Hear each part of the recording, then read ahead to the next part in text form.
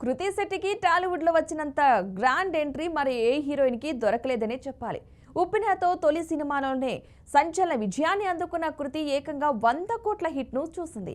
ఆ తర్వాత తెలుగులో అవకాశాలకు కొదవ లేకుండా చూసుకుంది. కానీ ఆమె దురదృష్టం కొద్దీ ఆ తర్వాత చేసిన సినిమాలు బాక్స్ ఆఫీస్ వద్ద అనుకున్న స్థాయిలో బ్రేక్ ఇవ్వలేకపోయాయి. దీని ఫలితంగా తెలుగులో ఆమె క్రేజ్ క్రమంగా తగ్గుముఖం పట్టడం మొదలైంది. ఈ దశలో కృతి శెట్టి తెలివిగా గేర్ మార్చి తన ఫోకస్ ను తమిళ సినిమా పరిశ్రమ వైపు షిఫ్ట్ చేసింది. దాదాపు 3 ఏళ్ల క్రితమే ఆమె తమిళంలో అడుగుపెట్టినప్పటికీ అక్కడ కూడా ఆమెకు అదృష్టం పెద్దగా కలిసి రాలేదు. షూటింగ్ పూర్తి చేసుకున్న ప్రాజెక్టులు కూడా రకరకాల కారణాల వల్ల రిలీజ్ కు నోచుకోక తీవ్ర జాప్యం ఎదుర్కొన్నాయి. ఈ వెయిటింగ్ పీరియడ్ లో ఫ్యాన్స్ తో పాటు కృతి శెట్టి కూడా నిరాశ చెందింది అనడంలో సందేహం లేదు. అయితే ఇప్పుడు ఈ నిరాశకు చెక్ పెడుతూ ఒక ఊహించని బిగ్ ట్విస్ట్ తెరపైకి వచ్చింది. ఏళ్ల తరబడి వేచి చూసిన కృతి తమిళ సినిమాలు 3 ఒకేసారి ఒకే నెలలో విడుదల కాబోతున్నాయి. అవును, డిసెంబర్ నెలలో ఆమె నటించిన 3 సినిమాలు వా వాతియార్, ఎల్ఐకే జేని థియేటర్లలోకి రాబోతున్నాయి.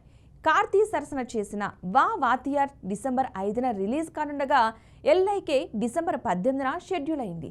జెనీ కూడా సిజీ వర్క్ పూర్తయిన వెంటనే డిసెంబర్లో రిలీజ్ను టార్గెట్ చేసింది.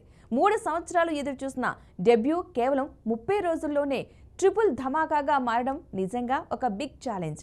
ఈ రోజుల్లో ఒకే నెలలో ఒక నటి 3 సినిమాలు విడుదలవడం అనేది అరుదు. కానీ కృతి శెట్టి విషయంలో ఇది ఒక అద్భుతమైన కంబ్యాక్ ఆపర్చునిటీ.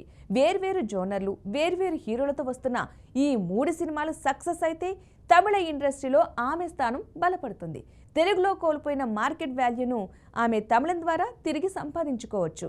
ఉప్పిన తర్వాత సరైన బ్రేక్ కోసం ఎదురు చూస్తున్న కృతి శెట్టికి ఈ ట్రిపుల్ రిలీజ్ స్ట్రాటజీకి ఖచ్చితంగా ఒక బిగ్గెస్ట్ ఛాలెంజ్. ఈ 30 రోజులు ఆమె కెరీర్ను శాసించనున్నాయని చెప్పవచ్చు. మరి ఈ 3 సినిమాల బస్తో కృతి పాన్ ఇండియా స్టార్గా తన సత్తా చాటుతుందో లేదో చూడాలి.